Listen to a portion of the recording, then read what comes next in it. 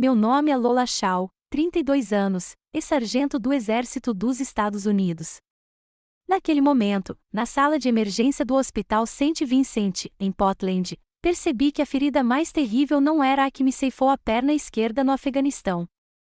Era a ferida de ser invisível dentro da minha própria família. Pela primeira vez, vi as 28 chamadas perdidas, um número em uma tela que nem parecia real. Eram das mesmas pessoas que disseram estar ocupadas demais para me buscar no aeroporto poucas horas antes. Minha mão tremia enquanto o monitor ao lado da minha cama mantinha seu bip constante e rítmico. O ar estéril estava impregnado com o cheiro de antisséptico. Reproduzia a última mensagem de voz que minha mãe havia deixado. A voz dela, não cheia de preocupação, mas de uma raiva frenética e teatral. Antes de contar minha história, diga-me de onde você está ouvindo. Por favor, apoie-me curtindo e se inscrevendo se quiser ouvir mais histórias sobre superação de adversidades. A primeira coisa que senti não foram os lençóis ásperos do hospital nem o soro preso com fita adesiva nas costas da minha mão. Foi a dor rítmica e lancinante atrás dos meus olhos, um ferreiro forjando uma enxaqueca dentro do meu crânio. A primeira coisa que ouvi não foi a voz de um médico. Foi um som que se tornaria a trilha sonora do meu despertar, o bip constante e indiferente de um monitor cardíaco contando os segundos da minha nova vida. Sargento Shaw, Lola, vocês estão me ouvindo? Uma voz, gentil, mas firme, cortou a névoa. Pisquei, e as luzes fluorescentes acima de mim se borraram em uma dolorosa mancha branca. Uma mulher de uniforme azul entrou em foco. Seu crachá dizia CL. Seus olhos eram gentis, mas carregavam a eficiência cansada de alguém que já tinha visto de tudo. Você está no St. Vincent, explicou ela, em voz baixa e calma. Um vizinho ligou para o 911. Você não respondeu. Teve intoxicação por monóxido de carbono. Você teve muita sorte, sargento. Sorte? A palavra ecoou no vazio da minha mente. Tentei assentir, mas mesmo aquele pequeno movimento me causou uma nova onda de dor na cabeça. Clara pareceu entender. Ela ajeitou meu travesseiro e ergueu meu celular. Estava no seu bolso, disse ela. Não para de vibrar há uma hora. Ela me entregou. A tela se iluminou, um retângulo ofuscante na sala escura.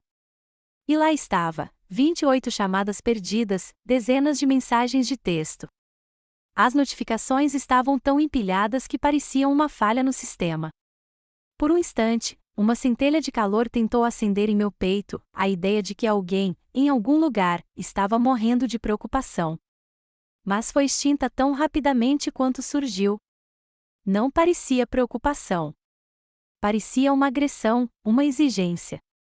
Um arrepio percorreu minha espinha, um frio que não tinha nada a ver com o ar-condicionado do hospital. Era o toque gelado da compreensão. Minha mão, a que segurava o telefone, estava dormente. Finalmente entendi. Eles não estavam ligando porque estavam preocupados comigo. Estavam ligando porque estavam preocupados consigo mesmos. Meu polegar pairou sobre a tela, sobre a notificação de correio de voz mais recente. Era da minha mãe, Elelaner. Apertei o play e segurei o telefone no ouvido, o plástico frio contra a minha pele. Sua voz não era o sussurro trêmulo e choroso de uma mãe que acabará de descobrir que a filha estava no pronto-socorro. Era estridente, aguda, com um pânico familiar e teatral. Lola, o que você está fazendo? Gritou a voz, sem qualquer calor. A Bárbara, da casa ao lado, acabou de me mandar uma mensagem. Ela disse que havia uma ambulância na casa. Você tem ideia de como isso parece? Você está nos fazendo parecer monstros. Me ligue agora mesmo. A mensagem de voz terminou com um clique raivoso. Afastei o telefone do ouvido e o encarei. Silêncio. Não houve um "você está bem"? Nenhum "Lola, o que aconteceu"? Nenhum "você está viva"? Cada uma de suas palavras era um caco de vidro se cravando no meu peito, não com uma dor aguda e limpa, mas com a dor surda e lancinante de uma antiga ferida sendo aberta. E naquele silêncio estéril e sonoro, a verdade se cristalizou. Em seu mundo meticulosamente organizado, o mundo dos retratos de família perfeitos no Instagram e dos negócios imobiliários em Lake Oswego, eu não era uma filha. Eu não era um soldado que voltou para casa ferido. Eu era um problema de relações públicas, um fio solto que ameaçava desfazer a tapeçaria perfeita que eles haviam tecido para si mesmos. Clara voltou para o quarto, carregando um pequeno copo de papel com água. Ela deve ter visto a minha expressão, o jeito como o telefone escorregou dos meus dedos para o cobertor. Sua máscara profissional se suavizou, assumindo uma espécie de empatia genuína. Seus olhos, que já tinham visto tanta coisa, me fitaram e me viram de verdade. Quer que eu ligue de volta para você, sargento? Ela perguntou gentilmente. Levantei os olhos do telefone, da tela que representava uma vida inteira me sentindo como uma reflexão tardia, e encontrei seu olhar. Era a primeira vez naquele dia, talvez a primeira vez em anos, que eu olhava nos olhos de alguém e não via julgamento ou expectativa. Na gentileza daquele estranho, uma força que eu nunca soube que possuía começou a emergir das profundezas da minha exaustão. Não, eu disse. Minha voz era um sussurro rouco, mas inquebrável. Obrigada, Clara, mas você poderia fazer mais alguma coisa por mim? Respirei fundo. Você poderia bloquear esses números para mim? Pelo menos por enquanto. Não foi um ato de raiva. Não houve fogo, nem fúria. Foi um ato de autopreservação. Foi o ato silencioso e desesperado de um soldado em uma trincheira empilhando sacos de areia contra o fogo inimigo. Pela primeira vez em meus 31 anos, eu estava escolhendo minha própria paz em vez da ansiedade fabricada por eles. Clara simplesmente assentiu, um reconhecimento silencioso se repetindo entre nós.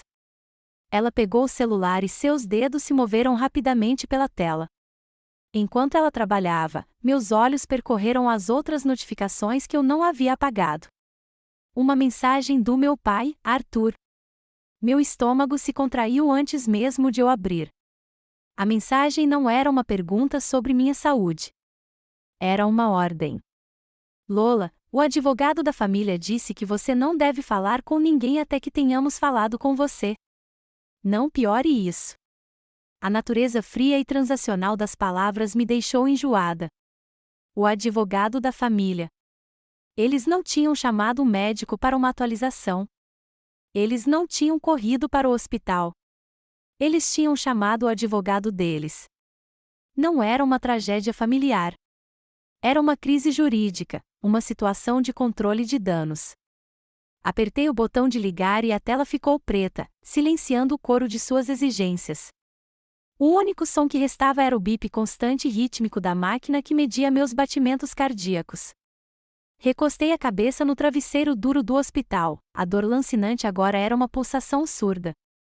Fechei os olhos, mas as imagens das chamadas perdidas, o som da voz da minha mãe, a mensagem fria do meu pai estavam gravadas na minha mente. Como? Como chegou a esse ponto? A pergunta ecoou no silêncio estéril do meu quarto de hospital, e minha mente, frágil como era, voltou, me puxando para as memórias do dia anterior. Tudo começou com uma frágil e teimosa recha de esperança a 30 mil pés de altitude.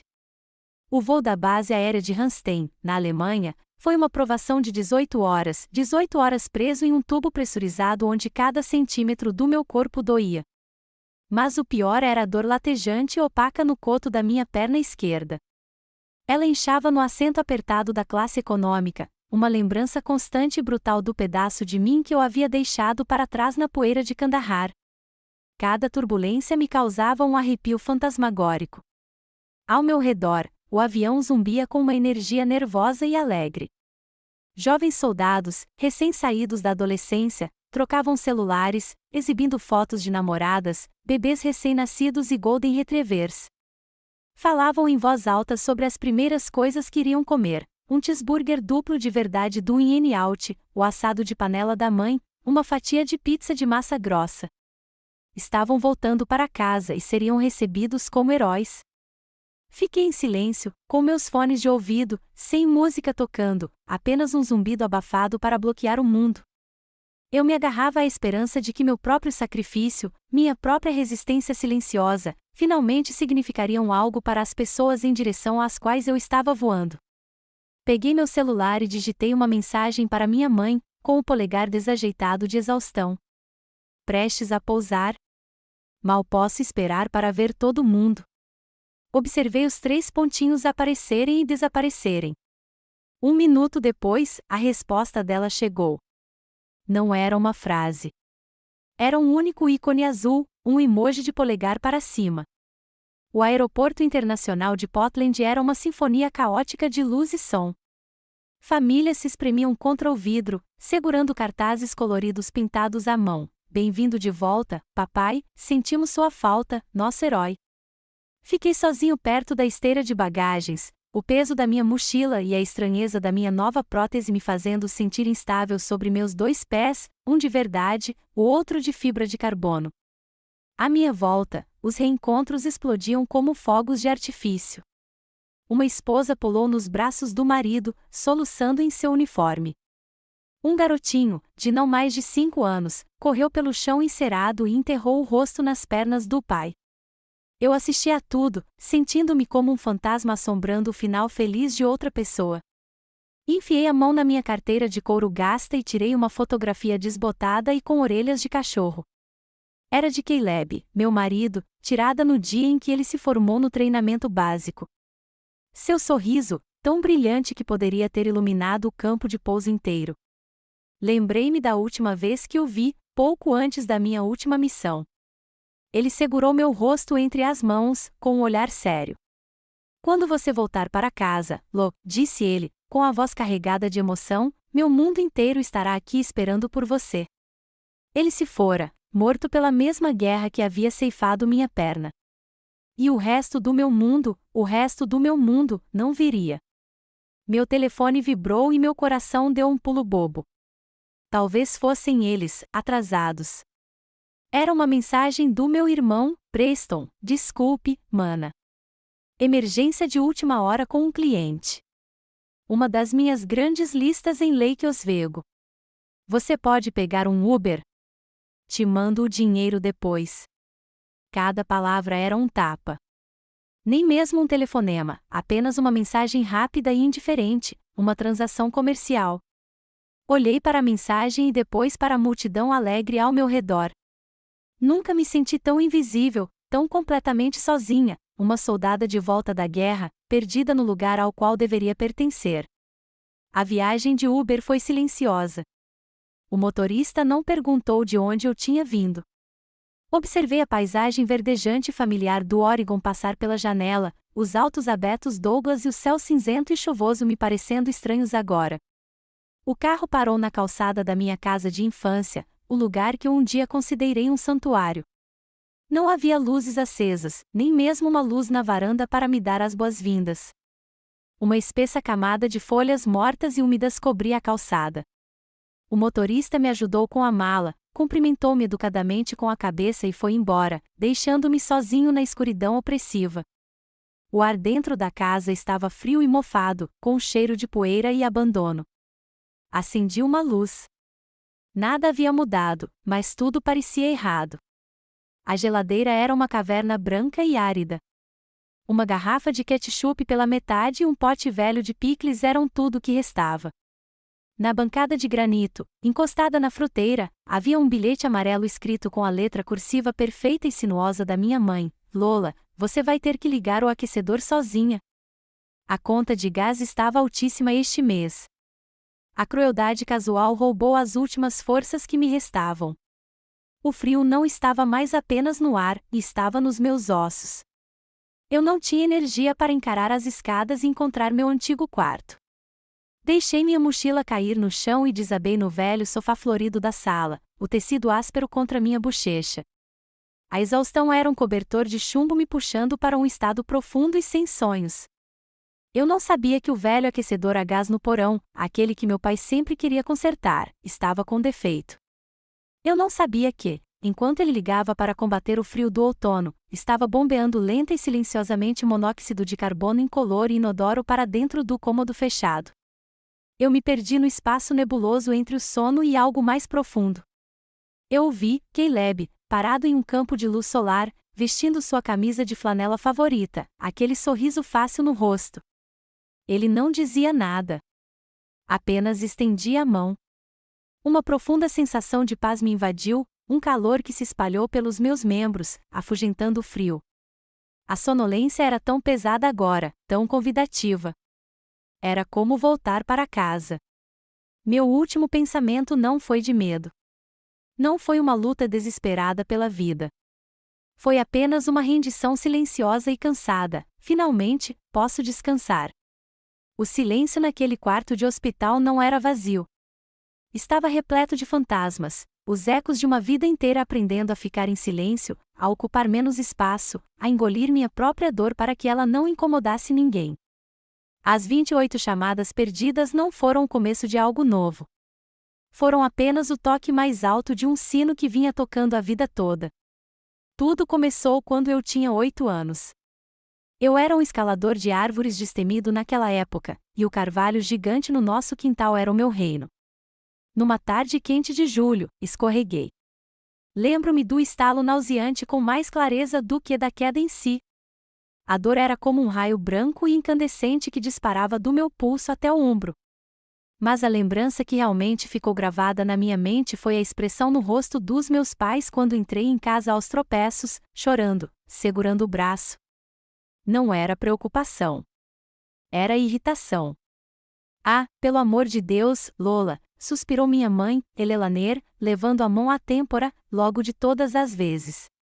O jogo do campeonato do Preston é em 2 horas. No pronto-socorro, o médico confirmou que a fratura era limpa.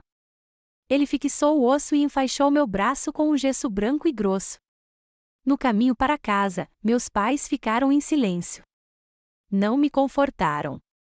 Não perguntaram se eu estava com medo. Me deixaram na casa do nosso vizinho com uma caixa de suco e um saco de pretzels e depois foram para o jogo. Mais tarde naquela noite, eles voltaram para casa triunfantes. O time de Preston tinha vencido. Para comemorar, meu pai, Arthur, tinha saído e comprado uma televisão de tela grande novinha em folha. Do meu quarto, eu podia ouvir suas risadas e aplausos ecoando escada acima enquanto eles a desempacotavam e a instalavam. Sentei-me sozinho na cama, olhando para o peso branco alienígena no meu braço, as pontas dos meus dedos já inchadas e azuis. E aprendi minha primeira lição: minha dor era um incômodo. As vitórias do meu irmão eram motivo de comemoração. Esse padrão, essa doutrina familiar tácita, se repetia indefinidamente. 10 anos depois, após minha formatura do ensino médio, meus pais deram um grande churrasco no quintal. O ar estava impregnado com o cheiro de hambúrgueres grelhados e grama recém-cortada. A maioria dos presentes e felicitações era para Preston. Ele tinha acabado de ser aceito no time de futebol americano da Universidade do Oregon. Eu, por outro lado, havia ganhado uma bolsa de estudos parcial para a Universidade Estadual de Portland. Eu tinha orgulho disso. Eu havia trabalhado duro para isso.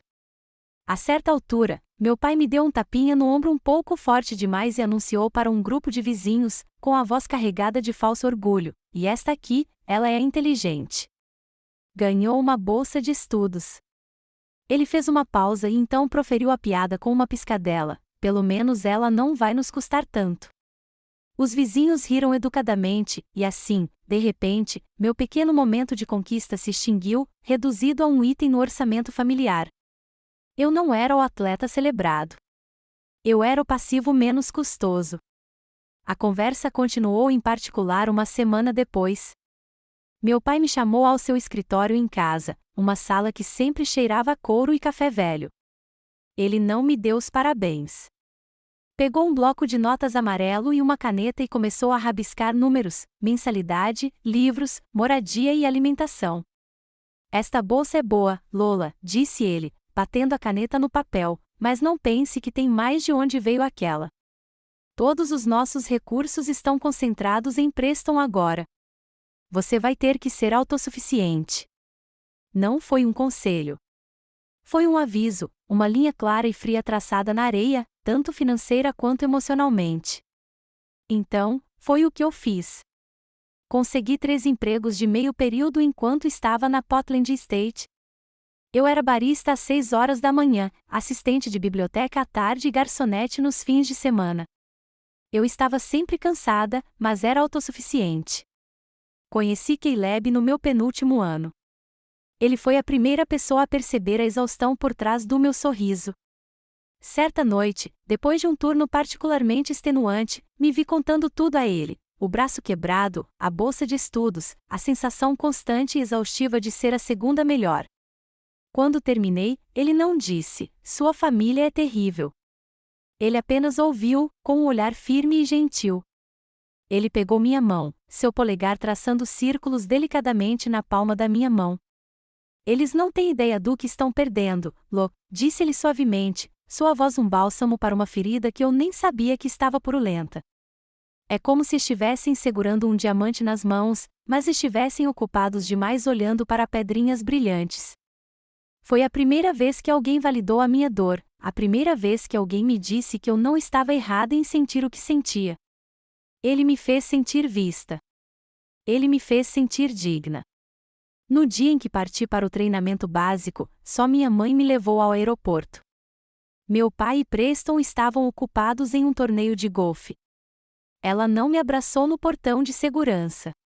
Apenas me entregou uma nota de $20 dobrada.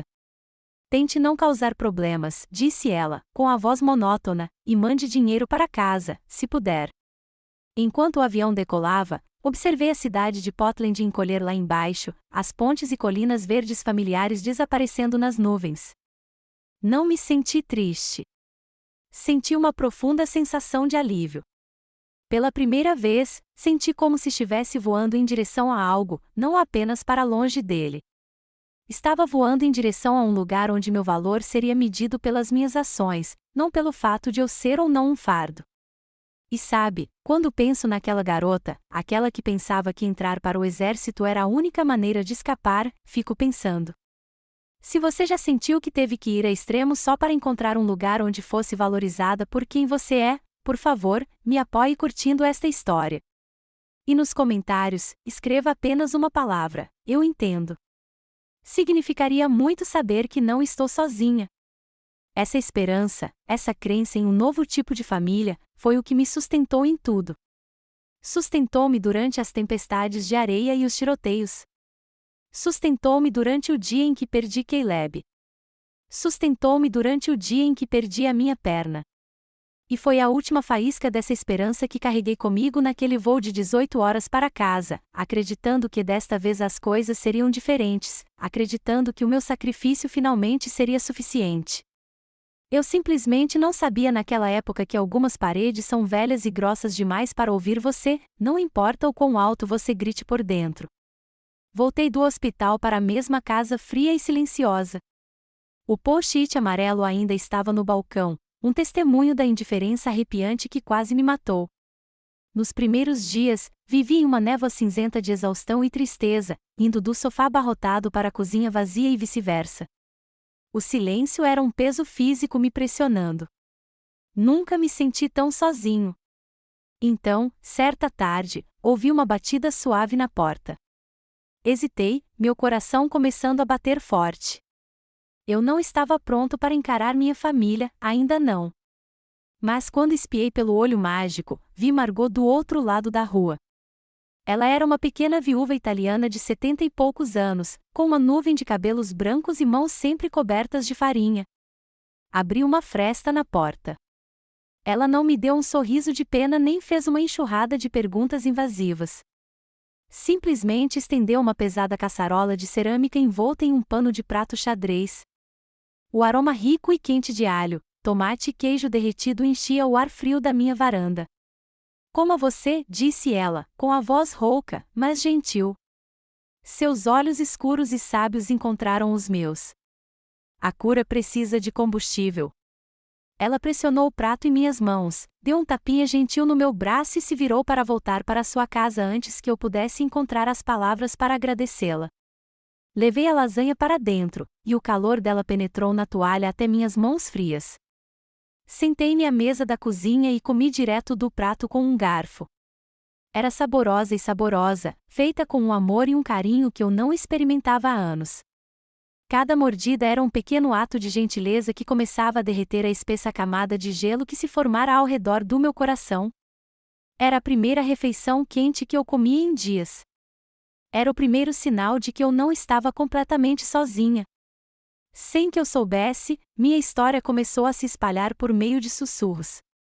A enfermeira Clara, a pessoa que bloqueou os números do meu telefone, contou ao marido o que havia presenciado. Ele, por sua vez, mencionou a um amigo que trabalhava como produtor em uma emissora de notícias local. Esse amigo passou a história para um repórter jovem e faminto chamado Julian Vance. Julian não estava interessado em uma manchete sensacionalista. Ele era natural de Portland, um idealista que acreditava em contar histórias relevantes. Ele viu algo mais na minha situação do que apenas uma disputa familiar. Viu uma história sobre o retorno de um soldado, sobre sacrifício e negligência. Começou a investigar em silêncio, conversando com minha vizinha Margot e com algumas pessoas no aeroporto que se lembravam de ter visto um soldado solitário esperando na esteira de bagagens. Ele estava juntando os pedaços da verdade, não pelo drama, mas pelo princípio da verdade. Na manhã seguinte à visita de Margot, abri a porta da frente e encontrei um pequeno buquê rústico de flores silvestres, margaridas de olhos pretos e ásteres roxos encostado na porta, dentro de um pote de vidro. Não havia bilhete. No dia seguinte, era um saco de papel cheio de vegetais frescos da horta de alguém, uma abobrinha enorme e um punhado de tomates vermelhos maduros. No dia seguinte, um exemplar novo do jornal Oregonia. Cada manhã trazia um novo pequeno símbolo de gentileza anônima. Eram oferendas de estranhos, de vizinhos para quem eu apenas acenava, e eles estavam fazendo a única coisa que minha família nunca aprenderá a fazer: estavam aparecendo. Sua presença silenciosa e constante era ao mesmo tempo um profundo conforto e um doloroso lembrete. Cada gesto atencioso era um contraste agridoce com as promessas vazias e as palavras ocas às quais eu estava acostumado. Essas pessoas, com seus presentes simples, estavam me dizendo, sem uma única palavra, que eu era digno de cuidado. Numa tarde chuvosa em Portland, uma grande cesta de presentes apareceu na minha varanda. Estava embrulhada em celofane e amarrada com uma fita verde, a cor da minha antiga escola. Lá dentro, fiquei sem fôlego. Era uma coleção selecionada de tudo que tinha gosto de casa, um pacote de café torrado escuro da Stumpton Coffee, algumas garrafas de cerveja Rogue Dead Gaiale e uma barra de chocolate Woolblock. Dentro, havia um cartão escrito à mão. Abri-o com os dedos ligeiramente trêmulos. Era de um grupo de antigos colegas de turma, pessoas com quem eu não falava há mais de uma década. O cartão dizia: Lola, soubemos que você estava em casa e queríamos mandar lembranças. Sempre nos lembramos de você como a pessoa mais gentil e inteligente da nossa turma. Temos muito orgulho do seu serviço e de tudo que você é. Bem-vinda de volta. Afundei nos degraus da minha varanda, alheio ao frio úmido, e chorei.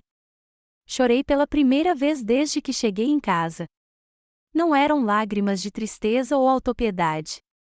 Eram lágrimas de uma gratidão avassaladora e de cortar o coração. Essas pessoas se lembraram de mim. Elas me viram. Mais tarde naquela semana, o telefone tocou. Era um número desconhecido, e quase deixei cair na caixa postal, mas algo me fez atender. Sargento Shaw, perguntou uma voz masculina. Era educada, respeitosa. Meu nome é Julian Vance. Sou repórter do jornal local. Fiquei tenso imediatamente, pronto para desligar. Por favor, não desligue, disse-ele rapidamente, como se estivesse lendo minha mente. Não estou ligando para ouvir uma resposta barata. Tenho conversado com algumas pessoas e conheço a sua história. Sei o que aconteceu quando você voltou para casa. Ele fez uma pausa, deixando as palavras serem absorvidas. E acredito que é uma história que precisa ser ouvida. Não por piedade, sargento, pela verdade. Eu escutei, meu coração batendo freneticamente contra as costelas. A escolha é sua, ele concluiu, com a voz firme e sincera. Não vou pressioná-la, mas se decidir falar, prometo que contarei a história direito. A oferta pairava no ar entre nós, carregada de possibilidades não ditas. Não era apenas uma entrevista. Era uma encruzilhada. Era uma chance de tirar a narrativa da minha vida das mãos das pessoas que tentaram silenciá-la. Era uma chance de finalmente, depois de todos esses anos, resgatar minha própria voz. Naquela noite, o sono era um estranho. A oferta de Júlia ecoou na escuridão da minha sala de estar, repetindo-se sem parar: prometo que vou contar direito. Por horas, caminhei de um lado para o outro no piso de madeira desgastado, minha prótese fazendo um clique suave e rítmico nas tábuas. Uma guerra rugia dentro de mim. De um lado, o medo arraigado e eterno, a voz da minha mãe na minha cabeça me alertando para não fazer cena, para não causar problemas. Do outro, um anseio novo e frágil, o desejo de ser ouvida, de ter a minha verdade existindo em algum lugar fora das quatro paredes daquela casa. Exausto, sentei-me e abri meu laptop. Encontrei-me procurando uma palestra antiga do TED que eu havia guardado anos atrás, de Brené Brown. Observei enquanto ela falava sobre o poder da vulnerabilidade, e uma frase me atingiu como um golpe físico: vulnerabilidade não é fraqueza. É a nossa maior medida de coragem. Coragem. Não se tratava de ser destemido. Tratava-se de estar apavorado e fazer mesmo assim. Tratava-se de escolher aparecer e ser visto quando você não pode controlar o resultado. Naquele momento, algo dentro de mim se acalmou. Não se tratava de vingança. Tratava-se de recuperação. Na manhã seguinte, minha mão estava firme enquanto discava o número de Júlia. Quando ele atendeu, não perdi tempo com gentilezas. Estou pronta, eu disse, apenas 2 palavras, mas elas pareciam mais pesadas do que qualquer coisa que eu já tivesse levantado. Ele veio à minha casa naquela tarde. Não havia nenhuma equipe de filmagem intrusiva, nenhuma luz forte. Era só ele, um homem de rosto gentil, com quase 30 anos, segurando um pequeno gravador profissional que colocou delicadamente na mesa de centro entre nós. Ele não começou com as perguntas sensacionalistas que eu temia. Não perguntou sobre minha perna ou sobre a guerra. Apenas me olhou com olhos sinceros e perguntou: Sargento Shaw, me diga como foi voltar para casa. E pela primeira vez eu consegui. A história jorrou de mim, não em uma torrente de lágrimas, mas em um fluxo constante e constante. Falei do cansaço profundo do voo, da pontada aguda de decepção no aeroporto, do frio oco da casa vazia. Descrevi o emoji de polegar para cima e o bilhete sobre a conta de gás. Não embelezei. Não levantei a voz. Não precisei. A verdade, despojada de toda emoção, já era condenatória o suficiente. Minha voz era monótona, pesada com o peso de anos de palavras engolidas. Eu era simplesmente uma soldada dando seu relatório, relatando os fatos como eles haviam ocorrido. A história foi ao ar naquela noite no noticiário das 18 horas. Não era apenas um segmento de notícias locais. Era uma bomba. Julian havia cumprido sua promessa. Ele a contou corretamente. Ele comparou meu relato tranquilo e factual com imagens de soldados sendo recebidos em casa, com citações de vizinhos, com os fatos frios e concretos do meu histórico de serviço. E então a tempestade desabou. Meu celular, que eu havia desbloqueado por curiosidade mórbida, começou a vibrar. E não parou mais. Foi um dilúvio. No Twitter, a hashtag #WelcomeHomeLola estava bombando. Começou em Portland, depois no Oregon, e depois virou trending topic nacional. Minha conta inativa do Facebook foi inundada com milhares de solicitações de amizade e mensagens. Eram de outros veteranos: nós tivemos, sargento. Já passamos por isso. Eram de mães: como mãe, meu coração está partido por você. Você merece muito mais.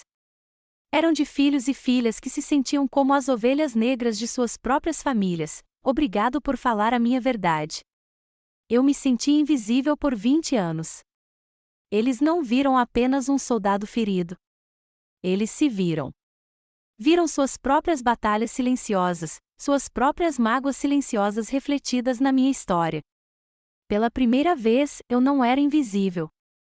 Fui visto por milhares de estranhos, e sua voz coletiva era um rugido ensurdecedor de validação. No momento em que eu tentava processar a onda de apoio, outra história surgiu online. Preston, meu irmão, havia postado em sua página profissional do Facebook. Ele havia escolhido uma foto antiga de família de anos atrás, uma daquelas postagens perfeitas de férias em família no Havaí. Estávamos todos sorridentes, bronzeados, um retrato da prosperidade americana. A legenda dizia: família é tudo.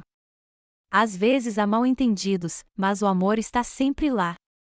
É triste quando algumas pessoas decidem contar uma história distorcida só para chamar a atenção. Estou pensando na minha irmã e torcendo para que ela encontre paz. O gaslighting foi tão descarado, tão perfeitamente elaborado, que me tirou o fôlego. Ele estava me retratando como instável, mentirosa, em busca de atenção. Ele estava se fazendo de vítima. Foi uma aula magistral de manipulação. E então, enquanto eu lia os comentários furiosos que chegavam logo abaixo da postagem dele, meu telefone tocou. O nome da minha mãe apareceu na tela. Minha mão tremia quando deixei cair na caixa postal. Um segundo depois, uma nova mensagem do Preston. Depois, do meu pai. A barragem tinha se rompido. Ouvi primeiro a mensagem da minha mãe. O pânico frenético e agudo havia voltado, mas desta vez misturado a soluços melosos e falsos. Lola, como você pôde fazer isso com a sua família? Lamentou-se. Depois de tudo que fizemos por você, você está expondo nossos assuntos particulares para o mundo inteiro. Você é tão egoísta. Em seguida, o de Preston. Sua voz era um rugido baixo e gutural, a voz que ele usava quando um negócio dava errado. Você estragou tudo. Entendeu? Tudo. Meus clientes estão me ligando. Estão cancelando contratos. Minha reputação está arruinada por causa da sua festinha de piedade. E, por fim, a do meu pai. A dele era a mais calma e, de longe, a mais assustadora. Lola, disse ele, com a voz fria e cortante como a de um CEO dando más notícias, você cometeu um erro de cálculo grave. Pare com isso agora. Desliguei o telefone. Fiquei ali sentado, no silêncio da minha sala de estar, com o brilho da hashtag em alta na tela do meu laptop, o eco das vozes deles ainda ecoando nos meus ouvidos. Não houve Lola, sentimos muito. Não houve nós erramos. Não houve vamos consertar isso. Só havia raiva por terem sua imagem perfeita destruída. Só havia pânico egoísta, só culpa. E isso, mais do que as milhares de mensagens de apoio, mais do que a hashtag do momento, foi a única validação de que eu realmente precisava. Confirmou, nas próprias palavras de pânico e fúria deles, que eu tinha feito a coisa absolutamente certa. Os telefonemas e mensagens de voz foram apenas o início da saraivada. Eu sabia que o ataque terrestre estava chegando. Só não imaginava que seria tão cedo. 2 dias depois da reportagem ir ao ar, a porta do meu quarto de hospital se abriu sem que ninguém batesse. Não era um médico nem um enfermeiro. Era minha família. Eles marcharam como um exército invasor em uma missão de controle de danos. Meu pai, Arthur, liderou o ataque, seu rosto uma nuvem de fúria controlada. Minha mãe, Elelaner, o seguiu, enxugando os olhos inchados e avermelhados com um lenço de papel, uma demonstração de tristeza tão teatral que era um insulto. Na outra mão, ela segurava um buquê de cravos baratos de supermercado, o equivalente floral de um pedido de desculpas sem convicção.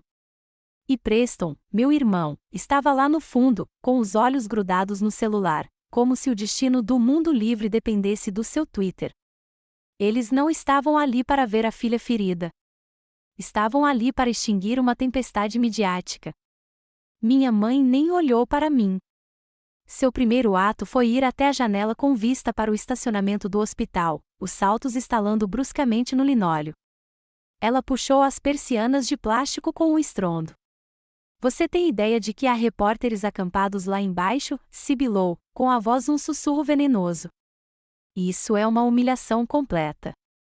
Aquele ato, aquele único gesto, me disse tudo o que eu precisava saber. A prioridade dela não era o meu bem-estar.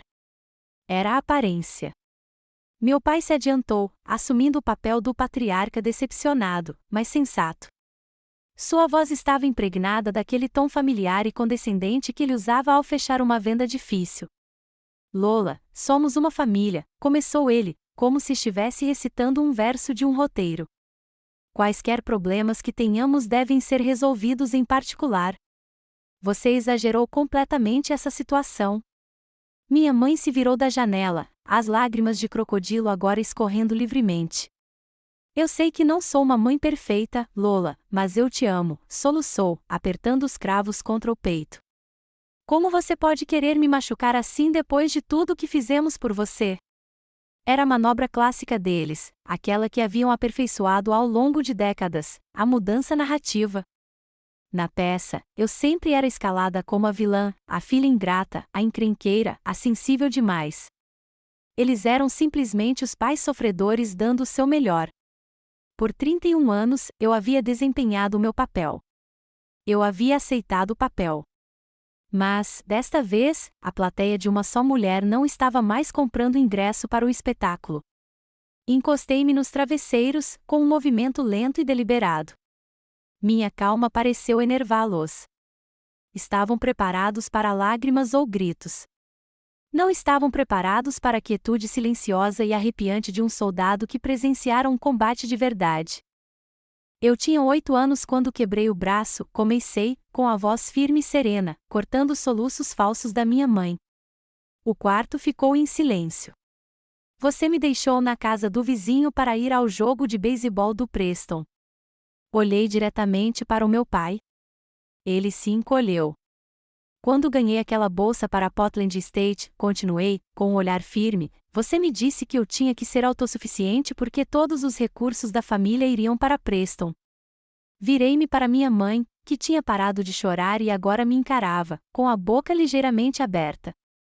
Quando eu estava deitado numa cama de hospital na Alemanha, depois de perder a perna, a primeira coisa que você me perguntou ao telefone foi sobre o pagamento do meu seguro de vida. Deixei as palavras pairarem no ar estéril, cada uma delas uma carga cuidadosamente colocada, detonando a base de suas mentiras. Olhei de um rosto atordoado para o outro.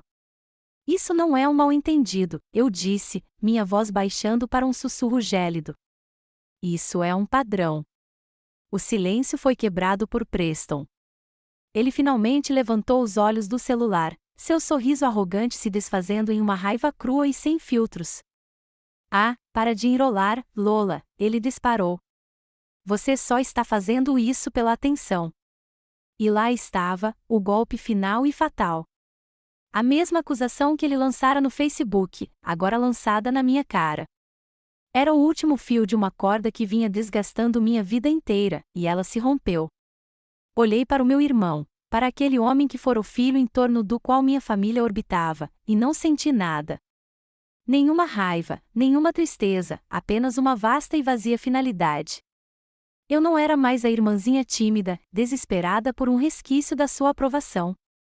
Eu era uma mulher que sobrevivera a bombas improvisadas e tiroteios. Seus pequenos insultos não eram nada. Não, Preston, eu disse, e minha voz era tão fria e cortante quanto o bisturi de um cirurgião. Você é quem sempre precisou de atenção. Respirei fundo, uma respiração profunda e purificadora de liberdade. Chega. Meu olhar se desviou deles para a porta, onde a enfermeira Clara estava parada, observando com silenciosa preocupação. Ela tinha vindo me ver, mas parou, sentindo a gravidade do momento. Nossos olhares se encontraram e, naquele momento, eu soube que não estava sozinha no quarto. Clara, eu disse, com a voz clara e forte, você poderia, por favor, escoltar essas pessoas para fora? O rosto do meu pai ficou roxo de raiva. Você não pode estar falando sério, ele gaguejou. Eles não são mais meus visitantes, afirmei, olhando não para ele, mas para a enfermeira que havia me mostrado mais gentileza em 2 dias do que em toda a vida. Há um momento na sua vida em que você finalmente traça um limite. É assustador, mas também é a coisa mais empoderadora que você pode fazer. Se você já teve um momento em que finalmente disse chega, apoie esta história com um like. Nos comentários, eu ficaria muito grato se você escrevesse apenas 2 palavras simples, linha traçada. Vamos ver quantos de nós já passamos por isso. Clara assentiu uma vez, com uma expressão firme e profissional. Tudo bem, disse ela à minha família, sem deixar espaço para discussão. O horário de visitas acabou para vocês. Por aqui, por favor. Ao vê-los sendo conduzidos para fora do meu quarto, meu pai engasgado, minha mãe chorosa, meu irmão furioso, não senti nenhuma sensação de vitória. Não me senti triunfante. Apenas me senti leve. Quando a porta se fechou atrás deles, um peso esmagador e invisível que eu carregara nos ombros por 31 anos simplesmente se dissipou e se dissolveu no ar estéril e antisséptico. Pela primeira vez, eu pude respirar. Após a tempestade do confronto, um silêncio inquietante tomou conta da minha vida. Os telefonemas raivosos cessaram. As mensagens manipulativas cessaram. Pela primeira vez, houve silêncio. Mas não era o silêncio solitário e pesado de antes. Era um espaço limpo e vazio, uma fundação limpa de escombros, à espera de que algo novo fosse construído. E o processo de reconstrução começou, não com um gesto grandioso, mas com um passo único e excruciante. Minha primeira sessão de fisioterapia no Hospital de Veteranos de Portland foi um exercício de humildade. Minha nova prótese parecia um objeto estranho preso ao meu corpo, uma âncora desajeitada e dolorosa. Meu terapeuta, um ex-sargento-mor da Marinha sem frescuras chamado Gus, me colocou entre 2 barras paralelas. Tudo bem, Sargento Shaw, ele disse, com a voz grave de um barítono, vamos ver você andar. Meu primeiro passo foi instável. O segundo foi pior. No terceiro, meu joelho cedeu e eu caí, aterrissando com força no tapete acolchoado. Preparei-me para que ele corresse e me ajudasse a levantar. Ele não se mexeu. Ficou parado ali, com os braços cruzados sobre o peito enorme. Cair faz parte de reaprender a andar, sargento, afirmou ele, com um olhar intenso. Agora, me mostre como se levanta. O método dele não era apenas reconstruir músculos. Era reconstruir a força de vontade. Cada sessão extenuante, cada passo trêmulo entre aquelas barras, era mais do que apenas exercício físico. Era eu recuperando minha independência, um doloroso centímetro de cada vez. Era uma afirmação, dita não com palavras, mas com suor e pura garra, de que eu podia e iria me sustentar sozinha. Enquanto Gus reconstruía meu corpo, Margot cuidava da minha alma. Ela se tornou minha guardiã silenciosa, minha cuidadora silenciosa. Ela nunca perguntou sobre minha família ou sobre a notícia. Ela nunca se intrometeu na minha dor. Ela simplesmente apareceu. Em alguns dias, ela trazia um pote de sua canja de galinha caseira, com um caldo tão rico e dourado que parecia remédio. Em outros, ela simplesmente vinha e sentava comigo, assistindo a filmes antigos na TV ou lendo um livro enquanto eu cochilava no sofá. Sua presença era um calor reconfortante sem julgamentos, que não pedia nada em troca. Certa tarde, ela me encontrou sentada à mesa da cozinha, olhando para o nada, lutando contra uma culpa familiar e sufocante. A culpa de causar uma cena, de destruir uma família, mesmo uma desfeita. Margot deve ter percebido. Sentou-se à minha frente e tirou da bolsa uma Bíblia pequena e surrada. Ela não pregou. Apenas leu em silêncio um único versículo. Venham a mim, leu, com a voz suave, todos os que estão cansados e sobrecarregados, e eu lhes darei descanso. Descanso. A palavra pousou na minha alma exausta como uma gota fresca de chuva no deserto. Durante toda a minha vida, acreditei que meu valor estava ligado à minha utilidade, à minha força, à minha capacidade de suportar sem reclamar. Margot, com aquelas palavras antigas e gentis, estava me dando permissão para estar cansada. Ela estava me dando permissão para aceitar cuidados sem me sentir um fardo. Meu outro santuário era a sala de espera do Departamento de Assuntos de Veteranos. Era um mundo à parte, cheio de pessoas que me entendiam. Entre elas estava Frank, um veterano do Vietnã com quase 80 anos, com uma expressão perpetuamente mal-humorada e uma tatuagem desbotada do corpo de fuzileiros navais no antebraço. Durante semanas, ele só me dava um breve aceno de cabeça. Mas um dia, ele me viu olhando fixamente para a parede, perdido em uma lembrança particularmente sombria. Ele se aproximou arrastando os pés e sentou-se na cadeira de plástico ao meu lado, suspirando enquanto se acomodava.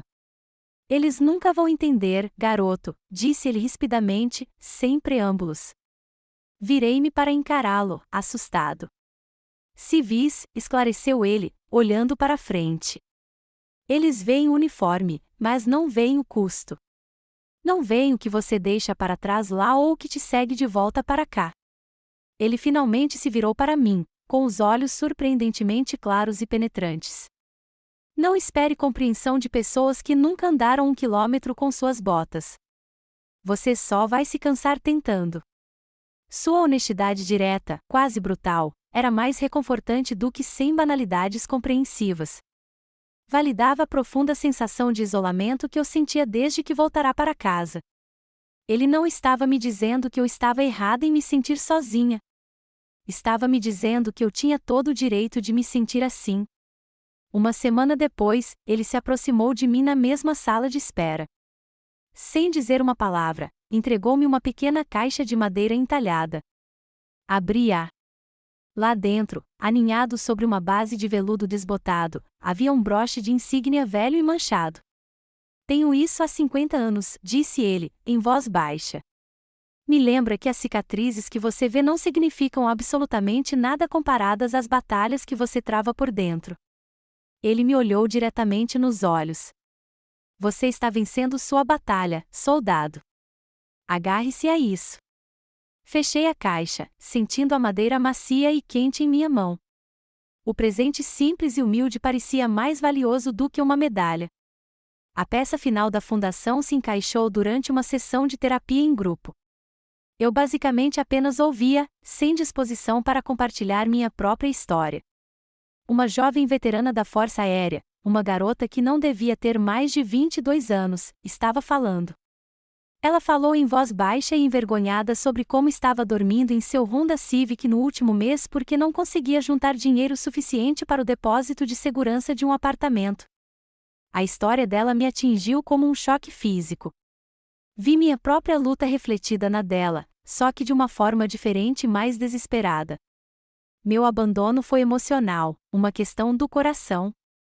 O dela foi sistemático, uma falha do próprio país a quem ela serviu. Pensei nos milhares de veteranos que voltaram para casa, não para uma casa fria e vazia, mas para casa nenhuma. Veteranos sem Margot para lhes trazer sopa, sem Frank para oferecer uma palavra silenciosa de compreensão. E naquele momento, ouvindo o desespero silencioso daquela jovem, a semente de uma ideia começou a germinar no espaço vazio do meu coração. Era um pensamento frágil e hesitante, mas estava lá. Talvez o propósito da minha própria dor não fosse apenas sobreviver. Talvez pudesse ser uma ponte. Talvez eu pudesse usar minha história para construir algo que ajudasse minhas irmãs de armas, para que nenhuma delas jamais tivesse que enfrentar o silêncio e a escuridão sozinha. A ideia que surgira no grupo de terapia se recusava a ser ignorada. Era mais do que um pensamento passageiro. Tornou-se uma obsessão, um zumbido silencioso de propósito que fervilhava sob a superfície dos meus dias. Passei horas online, pesquisando as lacunas específicas e frustrantes no sistema de apoio para veteranas. As grandes organizações fizeram um ótimo trabalho, mas foram lentas. E quanto às emergências imediatas e de pequena escala?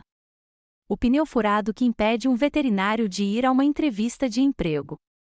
A conta de luz inesperada que pode levar a um despejo.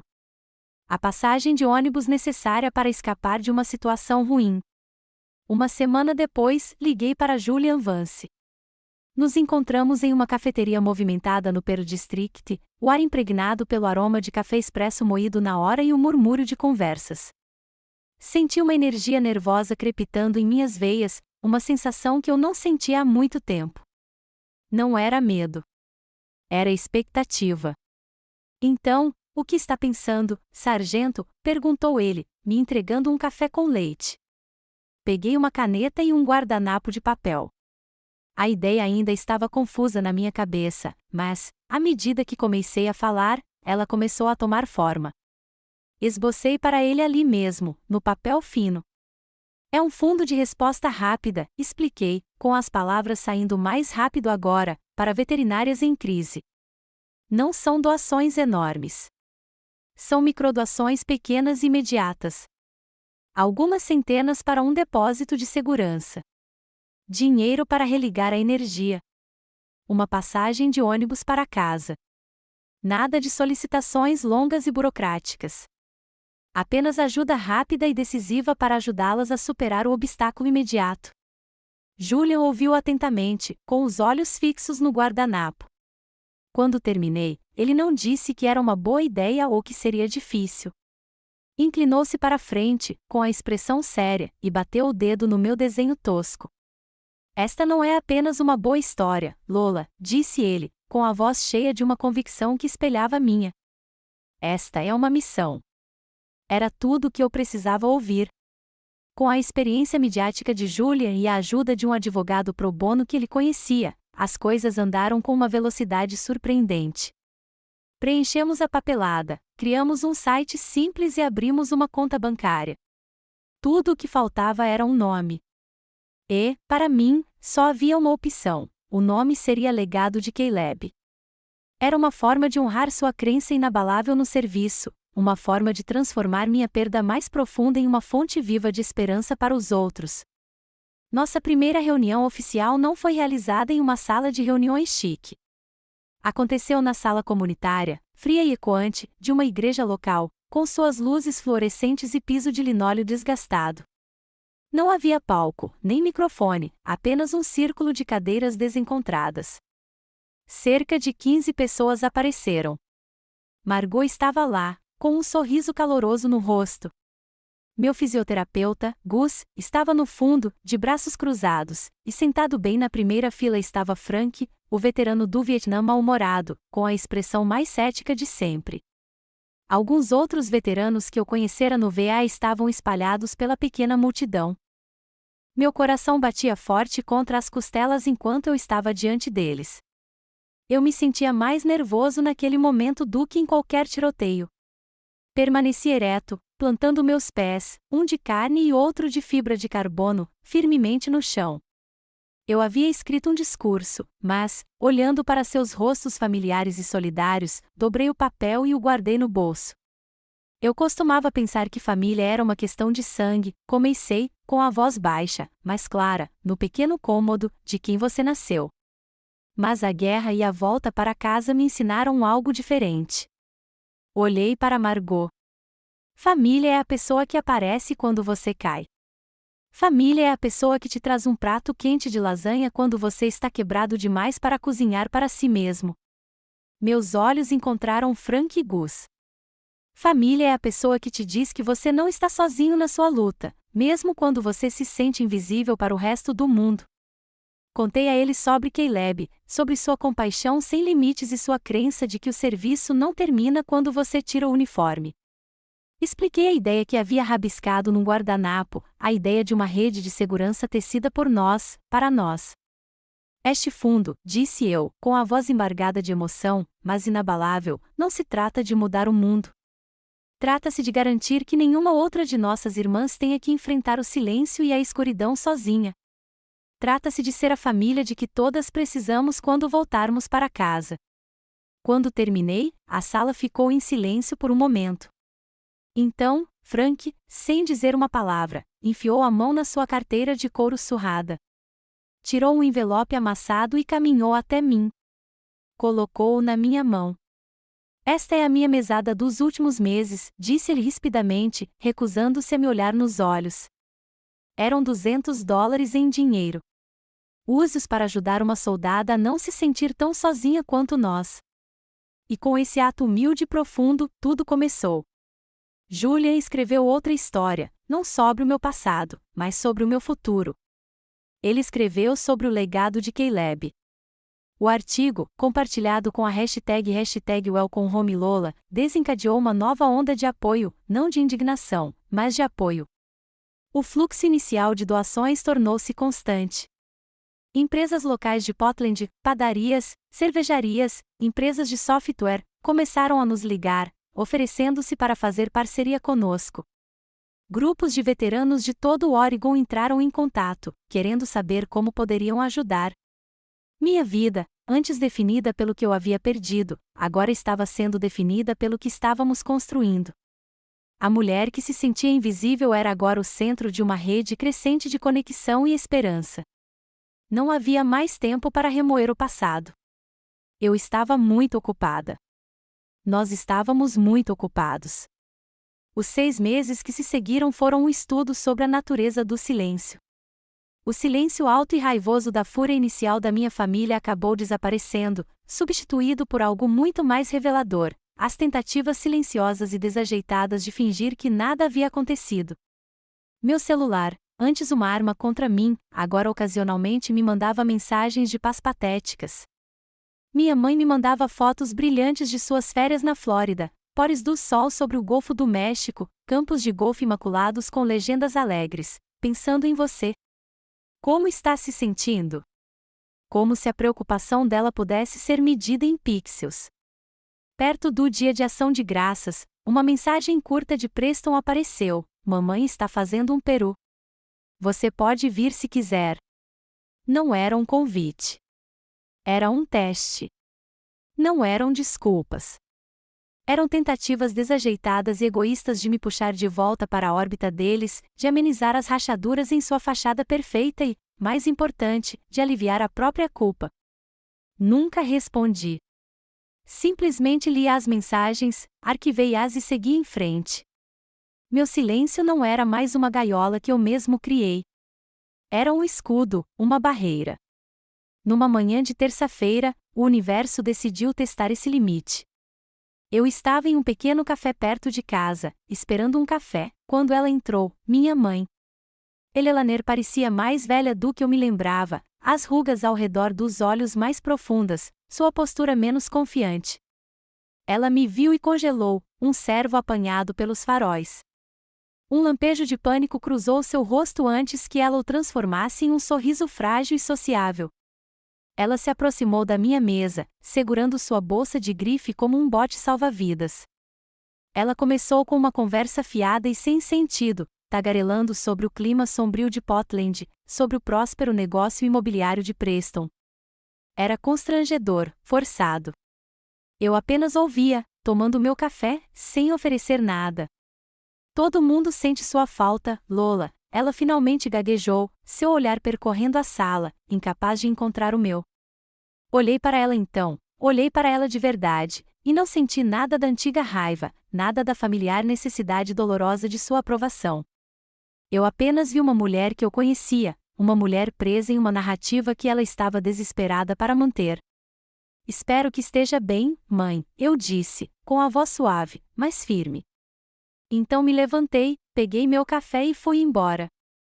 Aquele breve e doloroso encontro confirmou o que eu já sabia lá no fundo: não havia mais nada a dizer.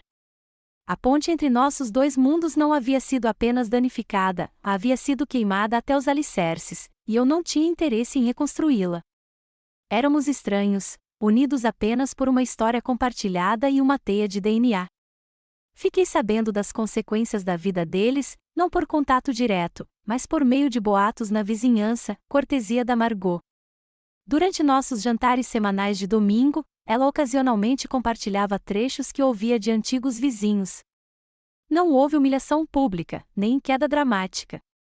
As consequências para a família Shaw foram mais silenciosas, mais insidiosas. Margot me contou que o tão badalado churrasco anual de 4 de julho havia sido discreto. Os convites para as festas de Natal da vizinhança haviam misteriosamente diminuído. Os acenos amigáveis do outro lado da rua haviam sido substituídos por acenos educados e distantes. Eles não foram condenados publicamente. Simplesmente perderam a única coisa que valorizavam acima de tudo: seu público. Sua máscara familiar perfeita havia sido revelada pelo que era, e a comunidade, à sua maneira discreta, havia recuado. O respeito e a admiração que tanto haviam lutado para conquistar haviam evaporado, deixando-os isolados em sua casa perfeita e vazia. Certa noite, enquanto folheavam o jornal de negócios local online, vi um artigo sobre Preston. ele havia ganhado o prêmio de corretor de imóveis do ano. Havia uma foto dele, com seu sorriso brilhante de vendedor, segurando um troféu de vidro. Li uma citação de seu discurso de agradecimento. Eu não teria conseguido sem a base da minha família, disse ele. O apoio inabalável deles nos momentos difíceis tem sido minha rocha. 6 meses atrás, ler aquelas palavras teria sido como uma facada no meu estômago. Agora, não doía. Era apenas patético. Quase senti uma pontada de pena dele, por sua necessidade desesperada de manter uma mentira. Sua vitória não me afetou. Suas palavras não tinham poder sobre mim.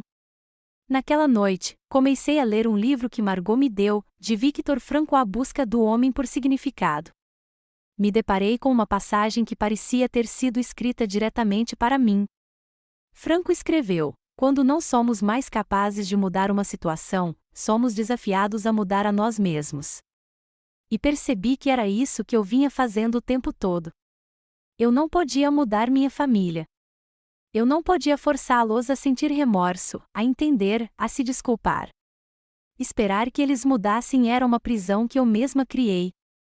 A única coisa que eu podia controlar era minha própria reação. A única pessoa que eu podia mudar era eu mesma. Naquele momento de silêncio, finalmente os deixei ir. Não com raiva, nem com uma declaração dramática, mas com uma aceitação silenciosa e profunda. Aceitei-os como eram, estranhos que compartilhavam o meu DNA, pessoas que fariam parte da minha história para sempre, mas não fariam mais parte do meu presente. A aceitação não me trouxe alegria, mas me trouxe algo muito mais valioso. Trouxe-me liberdade, liberdade da expectativa, liberdade da dor e liberdade da esperança de que um dia finalmente me viriam. Já faz 1 ano desde o dia em que voltei para casa, 1 ano desde as 28 chamadas perdidas e a casa fria e vazia. Tanta coisa mudou. E, no entanto, as mudanças mais importantes são aquelas que você não consegue ver. Estou no meu quintal. O sol do fim da tarde aquece meu rosto e uma brisa suave agita as folhas dos novos girassóis que plantei ao longo da cerca. Pressiono meu pé descalço, meu pé verdadeiro, na grama macia e fresca. Sinto a solidez da minha prótese do outro lado. Estou firme. Estou equilibrado. O jardim, que era uma confusão de ervas daninhas e abandono quando cheguei, agora é uma tapeçaria vibrante de lavanda, videiras de tomate e flores de abóbora amarelas brilhantes. O riso de Margot ecoa por cima da cerca, vindo do seu próprio quintal, um som familiar e reconfortante. Estou ajoelhado agora, com as mãos enterradas no solo rico e escuro. À minha frente, há uma pequena muda de carvalho, de aparência esperançosa. Estou plantando-a exatamente no local onde ficava o velho carvalho gigante, a árvore da qual caí quando tinha 8 anos. Por muito tempo, este lugar no quintal guardou um fantasma para mim, uma lembrança de dor e inconveniência. Mas não mais. Enquanto gentilmente compacto a terra ao redor das raízes da jovem árvore, não estou apagando o passado. Estou transformando-o. Estou plantando um futuro no próprio solo de uma velha ferida, transformando um lugar de trauma em um lugar de crescimento. Minha vida agora é uma coleção de pequenas coisas lindas. É o gosto forte e amargo do café que Júlia e eu compartilhamos nas manhãs de quarta-feira, quando nos reunimos para discutir as finanças da fundação. É o peso reconfortante do gato da Margot dormindo no meu colo durante nossas sessões de cinema aos domingos à noite. É o som de uma risada genuína e despreocupada do outro lado da linha quando ligo para uma jovem veterana em Salem para contar a ela que o Caleb's Legacy cobriu seu depósito de segurança e que ela não precisa mais dormir no carro. Redescobri a alegria em coisas que havia esquecido há muito tempo. O cheiro limpo e terroso do ar depois de uma chuva em Portland, a doçura surpreendente de um tomate aquecido pelo sol, colhido direto da videira, a sensação simples e profunda de estar firme sobre meus próprios pés. Há uma citação de Maya Angelou que mantenho colada na minha mesa, bem ao lado da foto de Caleb. Ela diz: posso ser mudada pelo que acontece comigo, mas me recuso a ser reduzida por isso. Eu a leio todos os dias. Fui transformada pela guerra, pela minha família, pela perda da minha perna e pela perda do meu marido. Mas eu não fui reduzida. Eu fui refeita. O legado de Caleb cresceu além de tudo que eu poderia imaginar. Agora somos uma organização sem fins lucrativos respeitada no Oregon, um recurso vital para centenas de mulheres que se encontram em situação de vulnerabilidade. Não sou mais Lola Shaw, a vítima da notícia. Sou Lola Shaw, a fundadora, a soldado que pegou os estilhaços da própria vida e os transformou em um escudo para outras. A foto de Caleb está na minha mesa, vigiando tudo. O homem bonito e sorridente na foto não é mais uma lembrança dolorosa do que perdi. Ele é meu guia. Seu legado não é de tristeza. É de serviço, uma estrela-guia silenciosa, mas constante, que me mostra o caminho a seguir. O sol está começando a se pôr, pintando o céu em suaves tons de laranja e roxo. Estou sentada na minha varanda dos fundos, em uma velha cadeira de balanço de madeira, com uma caneca quente de chá de ervas nas mãos. O ar está fresco e cheira a terra úmida e jasmim da noite em flor. É uma paz perfeita e maravilhosa. Meu celular, na mesinha ao meu lado, vibra uma vez. Olho para baixo. A tela se ilumina com uma notificação, uma mensagem de texto da minha mãe. Olho para o nome dela por um longo e silencioso momento. Não sinto raiva. Não sinto tristeza. Nem mesmo curiosidade. Simplesmente vejo as letras, e são as letras do nome de um estranho. Com um movimento calmo e deliberado, estendo a mão e viro o telefone para baixo sobre a mesa. A tela escurece. Fecho os olhos e inclino a cabeça para trás na cadeira. Respiro fundo, enchendo os pulmões com o ar fresco de Portland. Sinto a madeira maciça da varanda sob meus pés. Ouço o som distante dos sinos de vento vindos do quintal de Margot. Um pequeno sorriso surge em meus lábios. Esta é a vingança. Não é barulhenta. Não é amarga. Não é uma marcha da vitória ou um comentário final cortante. É só isso, o zumbido silencioso de uma vida bem vivida, o calor de uma xícara de chá em minhas mãos, o ato inabalável, profundo e radical de estar em paz. A paz é a vingança mais silenciosa e doce de todas. Antes de irmos, só quero dizer uma última coisa: obrigada. Obrigada por ouvirem e por me ouvirem. Minha história encontrou paz, mas sei que muitos de vocês ainda estão no meio da sua. Este canal foi criado para ser um espaço para histórias como esta, histórias de resiliência, de encontrar a própria voz e de descobrir que a família pode ser escolhida. Se você acredita no poder dessas histórias, curta este vídeo para que outras pessoas possam encontrá-lo e inscreva-se para participar da nossa comunidade. Lembre-se, você é o autor da sua própria paz.